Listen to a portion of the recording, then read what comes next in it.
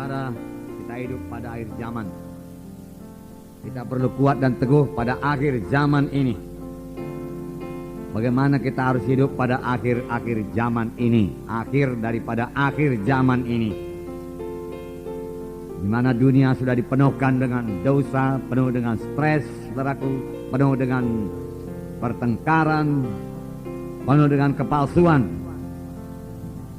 Kita banyak mendengar hal-hal tersebut di TV, di radio, di koran-koran, majalah-majalah, mass media, saudaraku. Kita bisa mengambil kesimpulan beritanya, berita yang negatif, yang menakutkan, yang suram, berita kejahatan, berita kekejaman, dan lain sebagainya, saudara. Bagaimanakah kita menanggapinya sebagai anak-anak Tuhan? Berita itu betul, saudaraku. Tidak 100%, barangkali 80%. Jadi kalau memang dia menceritakan mengenai pembunuhan, kekejaman, memang itu terjadi, saudaraku. Nah, apakah itu menakutkan kita, saudaraku?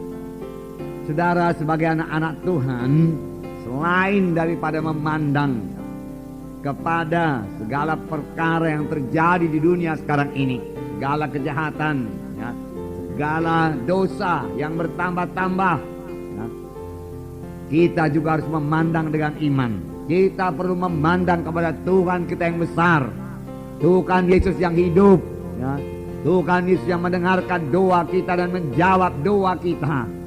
Kita perlu memandang kepadanya dan bersekutu erat dengan Dia pada akhir zaman ini. Kita perlu mematuhi Tuhan kita itu. Kita perlu mendengar suaranya, supaya kita jangan, ya, dikuasai oleh suara-suara dari dunia ini saja yang bisa membuat kita capek, lelah, khawatir, takut. Lalu kita mulai merasa kalau keadaan sudah begini nggak mungkinlah kita mengerjakan pekerjaan Tuhan lagi. Itulah maksud si setan. Dalam beberapa minggu ini kita mendengarkan firman Tuhan bahwa setan memberikan kekhawatiran, ketakutan, kelelahan, pikiran-pikiran negatif kepada kita supaya kita mulai menyerah. Nggak bisa lagi saya mengerjakan pekerjaan Tuhan, nggak bisa lagi aku melayani. Nah, itu pikiran daripada setan, strategi setan. Tapi saya juga sudah mengatakan kepada saudara bahwasanya setan tidak berhak atas pikiran saya, setan tidak berhak atas pikiran saudara. Bukan dia mengendalikan pikiran kita. Dia memang bisa menguasai pikiran kita sepanjang kita mengizinkannya. Kita terima buah pikirannya, kita terima suggestion-nya, sarannya. Ya, kita terima sarannya, kita okekan, ya. Lalu saudaraku, dari situ dia bisa membuat kita khawatir, takut, tidak berani bergerak, tidak berani menginjil. Tapi kita harus melihat kepada besarnya Tuhan kita itu, hebatnya Tuhan kita itu, dekatnya itu kepada kita, setianya kepada kita. Dia tidak pernah meninggalkan kita, tidak pernah membiarkan kita. Kita harus memandang kepadanya. Semalam saudara kami mengadakan perjalanan untuk melihat, ya, pekerjaan Tuhan. Bagaimana kita harus mengerjakan pekerjaan Tuhan di daerah Langkat Ilir sana. Kami mengunjungi, ya, Tabat, Gebang, Tanjung Pura, Pangkalan Berandan. Dan sepanjang jalan, saudaraku, tidaklah seperti sepanjang jalan ke Danau Toba sana. Sepanjang jalan ke Danau Toba sana, saudaraku, saudara bisa menjumpai banyak gereja di kiri kanan jalan. Sepanjang jalan ke Berandan sana, saudara harus pasang mata baik-baik, baru nampak 1, 2. Jarang. Kalau kita melihat secara manusiawi, saudaraku, kita bisa merasa, waduh, bagaimana kami mengerjakan pekerjaan Tuhan di sini. Rasanya tidak mungkin. Tetapi tidak ada yang mustahil kepada Tuhan. Tuhan kita Tuhan yang besar. Apa yang mustahil kepada manusia tidak mustahil kepada Tuhan. Sepanjang Tuhan menyuruh kita ke sana, kita pasti maju ke sana dan kita pasti berhasil. Karena kita mengerjakan pekerjaan Tuhan bukan dengan kekuatan kita, tetapi dengan kuasa yang dikaruniakan Tuhan kepada kita. Amin, saudara. Dan kita boleh mengerjakannya dengan sukacita. Yang penting kita ini patuh. Patuh. Amin, saudara. Taat kepada Tuhan. Taat kepada Tuhan.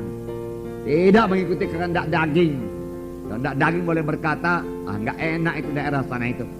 Ya, kurang di sana orang Kristennya itu. Kehendak daging boleh membuat kita takut. Tapi roh Tuhan bukanlah roh penakut. Amin, saudara. Nah, jadi kita lihat dari segi iman, segi firman Tuhan dengan memandang kepada kebesaran Tuhan. Kita lihat dari segi rohani. Kita percaya penuh bahwasanya bukan setan yang mengendalikan dunia ini. Amin. Ya, Tuhan Yesus yang mengendalikan dunia ini. Tuhan Yesus yang membangun sidangnya di dunia ini. Dan Tuhan Yesus berkata, pintu alam maut tidak bisa mengalahkannya. Kerajaan setan tidak bisa mengalahkannya. Jadi saya percaya penuh bahwasanya gereja pasti bangkit di akhir zaman, para saudara. Bertambah jaya di akhir zaman, bertambah besar, bertambah suci, ya, bertambah dewasa di akhir zaman ini, bertambah-tambah mengerti, menyambut maksud dan menyambut kehendak Tuhan, bertambah-tambah penuh dengan Roh Kudus di akhir zaman, sehingga dia bertambah-tambah mampu mengerjakan pekerjaan Tuhan, bertambah-tambah mengerti mengerjakan pekerjaan Tuhan akhir zaman ini. Itu berarti saudara dan saya harus bertumbuh. Amin, saudara. Nah, beberapa waktu yang lalu, saudaraku, saya menceritakan di sini, saudaraku, satu contoh dari dua orang yang sama-sama anak Tuhan yang sudah lahir baru, hidup di dunia pada akhir zaman. Kemudian keduanya dipanggil Tuhan. Ya, namanya yang saya ambil cerita ini dari buku Robert Liardon. Ya, sudah tahu ceritanya, biar saya ulangi, yaitu mengenai Jack Smith dan Joe Brown. Keduanya anak-anak Tuhan yang sudah selamat, hidup pada akhir zaman, menghadapi banyak tantangan-tantangan. Lalu keduanya dipanggil Tuhan, dan laporan mereka berbeda. Mereka sampai di pintu sorga, jumpa dengan orang-orang suci Tuhan dari perjanjian lama, perjanjian baru. Abraham, Ishak, Yakub, Musa, ya, Daud, Elia, Elisa dan lain sebagainya. Kemudian Petrus, Yohanes, Matius, dan juga saudaraku Paulus, dan juga saudara siapa yang membawa Injil saudara ke tanah Batak sana, saudaraku, No Manson, saudaraku, saya yakin ada di sana. Martin Luther, saudara, ya, John Wesley dan lain sebagainya. Mereka bertanya bagaimana keadaan di dunia sekarang ini. Lalu Jack Smith ini menjawab, ngeri sekali keadaan di dunia. Dia katakan, penyakit bertambah-tambah hebat. Barangkali kalian gak mengenal lagi penyakit yang ada sekarang ini. Sekarang ada namanya penyakit kanker tumor. Pada zaman kalian dulu gak ada itu. Ada lagi yang paling hebat namanya AIDS. Ada lagi virus-virus Ebola dan lain sebagainya, penyakit luar biasa. Pokoknya gak bisa disembuhkan oleh manusia, walaupun ilmu kedokteran sudah maju dengan pesat. Dan lagi dia katakan, dosa bertambah-tambah. Manusia tidak mengenal kasih lagi. Tipu daya penuh dalam manusia, dia katakan. Payah sekarang mempercayai apa dijanjikan oleh manusia. Dan walaupun ilmu pengetahuan sudah bertambah-tambah, tambah banyak pula orang percaya pada dukun. Banyak pergi ke dukun. Ada dukun namanya dukun AS. Kelewang sampai membunuh 42 orang dikatakan. Ya. Nah, ada pula pengajaran sesat-sesat yang membunuh ratusan orang. Luar biasa, dia katakan luar biasa. Syukurlah kami sampai ke surga, syukurlah di tempat ini bisa senang saja di bumi, dia katakan. Polusi di mana-mana, dia katakan. Hawa sudah rusak. Banyak orang berpenyakit asma, lain sebagainya. Dan juga rumah tangga banyak yang bercekcok, banyak yang bercerai. Dan tambah lagi niaya bertambah-tambah pada orang Kristen sekarang di bumi. Syukurlah sampai kita ke surga ini, dia katakan. Puji Tuhan, puji Tuhan. Ya, masuk surga tanpa membawa berkat apa-apa tanpa membawa saudara hasil pekerjaan. Kira selamat seperti menerusi lautan api. Tapi selamat juga di anugerah Tuhan Yesus. Maunya jangan demikian kita selamat. Amin saudara. Membawa berkat-berkat sepenuh berkas-berkas gandum, berkas-berkas gandum ke gudang Allah. Puji Tuhan saudara. Nah, inilah pengakuan Jack Smith. Semua negatif. Rupanya selama dia hidup di dunia ini, dia hidup dalam ketakutan, kekhawatiran. Dia ditekan oleh setan. Jadi dia tidak bisa berbuat apa-apa, tidak bisa menginjil. Dia memandang kepada persoalan melulu. Dia tidak memandang kepada kebesaran Tuhan. Dia tidak memandang kepada kuasa Roh Kudus yang bisa membebaskan dia. Dia tidak memandang pada kuasa firman Tuhan yang menjadikan hal-hal yang menang kepadanya. Rupanya dia kurang belajar daripada firman Tuhan. Kurang duduk di bawah kaki Tuhan. Kurang bersekutu dengan Tuhan. Oleh sebab itu dia memakai pikirannya. Tabir satu lagi Joe Brown, dia berkata memang betul itu apa yang dikatakan saudaraku itu. Dia katakan di dunia memang penyakit-penyakit boleh dibilang tambah hebat, dosa pun bertambah-tambah, dukun pun bertambah-tambah. Dia katakan narkotik di mana-mana dapat, bertambah-tambah hebat lagi. Anak-anak muda dikuasai narkotik. Dia katakan ya, memang rumah tangga banyak yang berantakan, tapi dia katakan ya, kuasa Tuhan juga luar biasa dinyatakan. Jiwa-jiwa diselamatkan secara luar biasa. Oh, dahulu barangkali no mention, dia katakan kau no mention pergi ke tanah Batak, barangkali satu hari kau cuma bisa jumpa satu keluarga. Sekarang satu hari kebaktian kakek ribuan orang selamat. Dia katakan terima sebagai Tuhan dan juru selamatnya. Mereka sungguh-sungguh mengikut Tuhan. Kami melihat kota-kota dahulunya tidak ada gereja, jadi banyak gereja di sana. Kami melihat gereja-gereja dibangun, jiwa-jiwa berkorban luar biasa. Dia katakan dalam tiap-tiap kebaktian terjadi kesembuhan, terjadi mujizat Tuhan. Pokoknya Roh Kudus dicurahkan secara luar biasa. Aku bersuka cita, dia katakan. Bersuka cita, dan aku mengambil bahagia dalam hal tersebut. Aku ikut melayani. Aku bisa meletakkan tangan. Kuasa dan tanda ajaib terjadi, dia katakan. Jiwa-jiwa sembuh, yang terikat bebas. Bahkan banyak yang sembuh daripada kanker tumor, dia katakan. Mujizat Tuhan sungguh-sungguh hadir. Luar biasa. Enak sekali melayani, sangat menggairahkan melayani di bumi pada saat ini. Sayang Tuhan memanggil aku ke sorga, dia katakan. Tapi demikian aku bersuka cita juga. Dua pandangan sekarang. Saya melihat banyak orang dibebaskan yang terikat narkotik, terikat ganja. Kami berdoa meletakkan tangan, dia bebas. Amin saudara. Percayakah saudara? Ini semua bisa kita laksanakan juga dalam nama Yesus. Ya, itulah pelayanan kita saudaraku. Roh Kudus bekerja dengan kuat yang dalam sidang kita. Roh Kudus yang menghidupkan firman Tuhan. Roh Kudus yang menerangkan firman Tuhan ini. Sehingga jiwa-jiwa mengerti siapa Yesus. Sangat kuat Roh Kudus bekerja sekarang. Sangat kuat. Saya melihat doa mahasiswa-mahasiswa sangat luar biasa.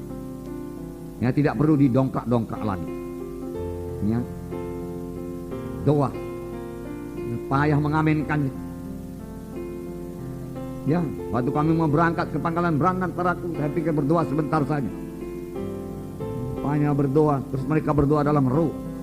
Terima kasih Tuhan, dikatakan kau sudah pimpin perjalanan, sudah berikan kemenangan kepada kami Tuhan. Nanti kami bertemu dengan jiwa-jiwa dan gereja mau akan dibangun di kota-kota yang kami lalui Tuhan. Haleluya Tuhan, haleluya, amin Tuhan, haleluya. Roh juga, berdoa yang lain. Ya, ya. Sekarang kami berangkat Tuhan dalam nama Yesus. Bungkus kami dengan garis roh setan iblis pergi oleh jamak kami dalam nama Yesus. Semua roh jahat saya usirkan dalam nama Yesus. Kemudian saya pikir sudah amin lah ini. Belum juga amin saudaraku. Terus juga dia berdoa.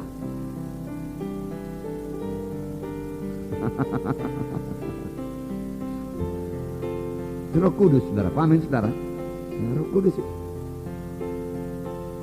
Betapa sulitnya berdoa kalau tidak dipimpin Roh Kudus. Sulit, mandek, macet saudara. Banyak gitu saudara. Haleluya.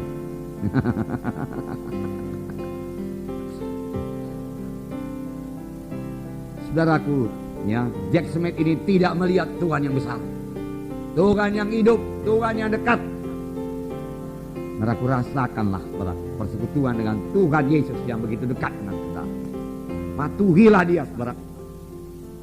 Sehingga saudara tidak mempunyai pikiran negatif, sama seperti Jack Smith itu. Ketakutan, khawatir. Bagaimana membangun gereja kalau begini?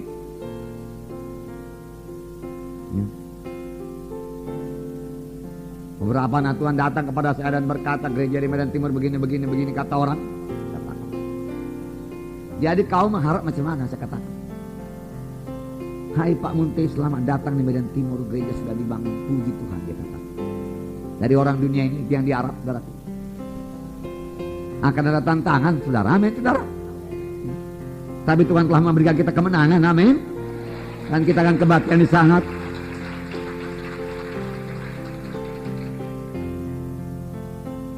Tuhan kita Tuhan yang besar, gunung batu yang tidak bisa digoyahkan. Siapa yang bisa menggoyang Tuhan, saudaraku? Siapa? Tidak ada, saudara. Tadi pagi saya berdoa kepada Tuhan, saya baca itu buku Mazmur itu, saudara. Tuhan itu gunung batu, kota bentengku, dia katakan. Dia membuat kakiku kuat, berjejak pada gunung batu. Dia mengikat pinggangku untuk berperang, mengalahkan lawan-lawanku. Aku berseru kepada Tuhan, dikatakan. Walaupun tali-tali maut telah melilit aku berseru kepada Tuhan. Dan dia mendengar dari baiknya. Lalu Tuhan menjawab, goncanglah bumi, dia katakan. Goyanglah bumi. Malu kecil bumi ini, Tuhan. Malu kecil.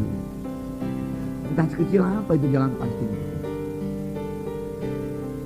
Kok kita bisa pusing soal itu? Kita bisa mengaturkan demikian saja beres ini. Soal yang kita kerjakan pekerjaan Tuhan. Kerjaan Tuhan. Nah, Morris Cerullo pernah berkata, don't look to the bigness of your problem, look to the bigness of your God. Beri tepuk tangan. Haleluya. Kapan problem, persoalan mulai datang, nampaknya hebat, nampaknya besar. Lihat Tuhan yang jauh lebih besar daripada persoalan saudara. Kapan orang-orang yang punya kuasa di dunia ini, mereka mulai menghalangi pekerjaan Tuhan. Pandang kepada Tuhan yang jauh lebih berkuasa daripadanya. Saudara, sebelum Tuhan Yesus naik ke sorga, dia mengucapkan satu perkataan yang sudah biasa saudara dengar. Tapi pada hari ini biarlah Roh Kudus menghidupkannya kepada saudara. Di mana Tuhan Yesus berkata, segala kuasa. Bukan sebahagian kuasa. Segala kuasa ada padaku, Tuhan Yesus berkata. Ada pada Tuhan kita Yesus Kristus, saudara. Segala kuasa. Dan itu diberikannya untuk gerejanya. Untuk kepentingan gerejanya. Gerejanya yang memandang kepadanya, yang beriman kepadanya. Tidak bisa dikalahkan. Luar biasa menjadi anak-anak Tuhan. Segala kuasa. Nah, ini yang tidak dilihat oleh contoh kita tadi. Siapa namanya? Jack Smith. Makanya dia khawatir. Dia melihat persoalan. Dia melihat orang dunia ini penuh dengan stres, frustrasi, penuh dengan kebingungan, gampang meledak. Wah, dia takut. Tidak jadi menginjil, tidak bergerak, menjadi orang Kristen yang pasif. Pada akhir zaman ini berarti kita harus menjadi orang Kristen yang bergerak, yang positif, yang agresif. Agresif bukan melawan manusia, agresif untuk melawan setan, mengerjakan pekerjaan Tuhan, mengabarkan Injil. Amin. Bukan tunggu di gereja, bergerak keluar gereja. Amin, saudara. Cari jiwa-jiwa. Saudara, waktu tamu kita dari Singapura melihat anak-anak Tuhan di kota Stabat, saya pikir itu bersaksi kesana kemari, memberikan teratat, bahkan ada yang memperdamaikannya di pinggir jalan. Dia heran. Dia juga pendeta-pendeta di Singapura. Dia berkata kepada saya, luar biasa. Saya akan menantang jemaat saya untuk melakukan seperti ini. Street witnessing, dia katakan. Bersaksi di jalan-jalan. Seperti kalian. Tidak heran gereja kalian bertumbuh, dia katakan. Wah, Tuhan Yesus mengabarkan ini di jalan-jalan, saudara. Tuhan Yesus bahkan menyembuhkan orang di tengah jalan, saudara. Udahkah kita melaksanakannya, saudara? Di manakah Bartimeus bertemu dengan Tuhan? Di gereja kah, saudara pikir? Tidak. Di tengah jalan dia berseru, Yesus, dia katakan. Apa yang kau kehendaki, Tuhan berkata. Aku melihat. Bawa dia kemari, Tuhan berkata. Bartimeus menanggalkan jubahnya dan datang kepada Tuhan. Apa yang kau mau aku perbuat padamu? Aku mau melihat, Tuhan. Yesus meletakkan tangannya. Itu melihat. Pekerjaan-pekerjaan yang kerjakan akan kamu kerjakan. Hidupkan terus dalam hati saudara. Bisa. Bisa Tuhan, bisa. Saya suka cita melihat saudara mulai bersaksi di jalan-jalan dan mulai berdoa. Saudara maju selangkah lagi, kalau dia sakit doa, kalau letakkan tangan, sembuhkan dalam nama Yesus. Dia akan sembuh. Dan dia akan berkata, di mana kebaktian kita? Oh, di sini belum ada, tapi kita akan membuka. Dan dia bisa menjadi Lydia. Lydia dalam Kisah Rasul membuka rumahnya ke tempat kebaktian. Amin, saudara. Masih banyak Lydia pada zaman modern yang mempersiapkan rumahnya untuk pekerjaan Tuhan, saudara.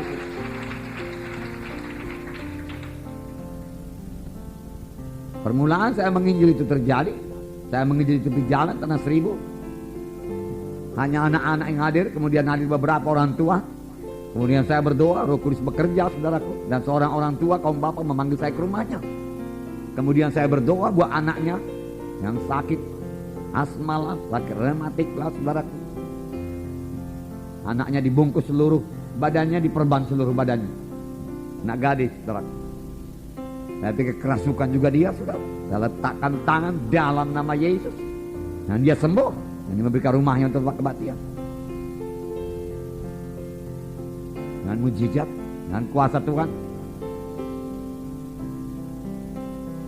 Dengan kuasa dan tanda ajaib. Nah, firman Tuhan berkata, bagaimanakah keadaan pada akhir zaman? Dalam Matius itu, Matius 24 ayat 38, saya membacakan pada saudara. Ayat 37, sebab sebagaimana halnya pada zaman Nuh, demikian pula halnya kelak pada kedatangan anak manusia. Sebab sebagaimana mereka pada zaman sebelum air bah itu makan dan minum, kawin dan mengawinkan, sampai kepada hari Nuh masuk ke dalam bahtera. Dan mereka tidak tahu akan sesuatu sebelum air bah itu datang dan melenyapkan mereka semua. Demikian pula lah halnya kelak pada kedatangan anak manusia.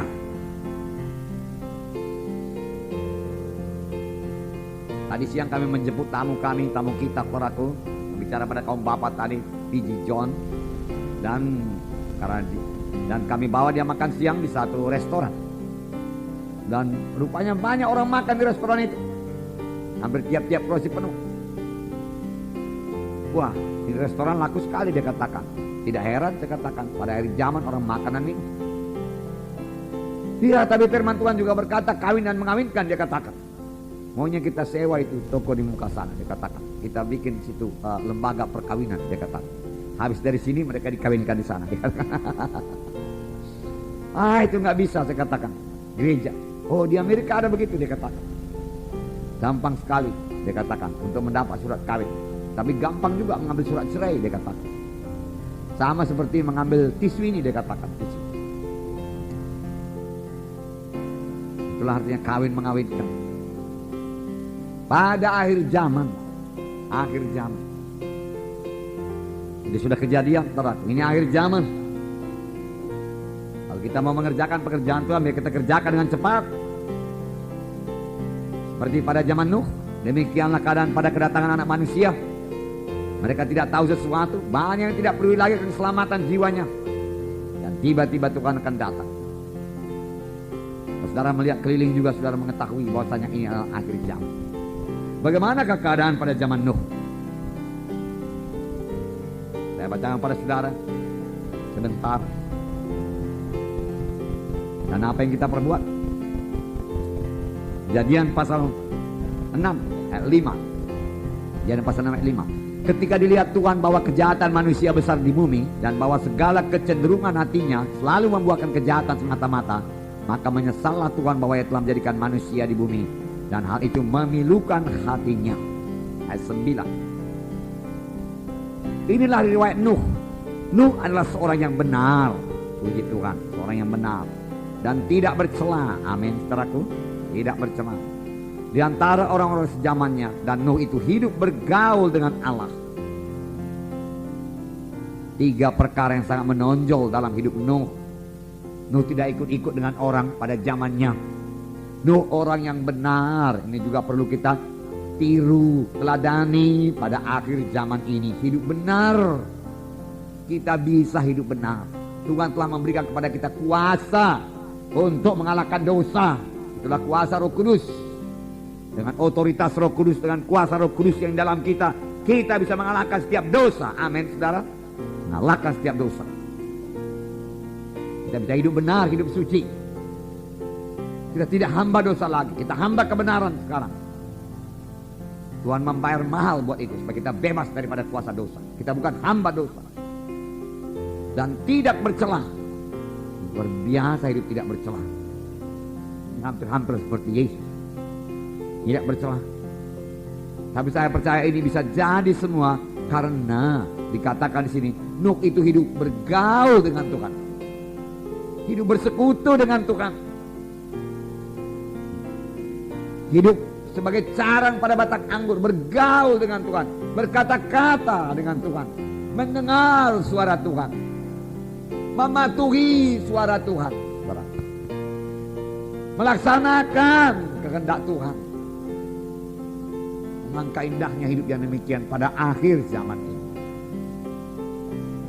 Memang saudara akan menerima aniaya, menerima ejekan, menerima olokan, dikata-katain, sama seperti Nuh juga dikata-katain, diejek. Mereka menganggap Nuh itu enggak normal lagi. Kenapa enggak mau senang-senang hidup dalam dunia ini? Kenapa capek-capek menguras tenaga membangun satu bahtera yang luar biasa besarnya? Yang makan waktu ratusan tahun pula, makan biaya yang luar biasa. Dan gila kau Nuh, orang berkata. Mari kita bersenang-senang. Tuhan itu Tuhan yang baik. Dia sudah memberkati bumi ini.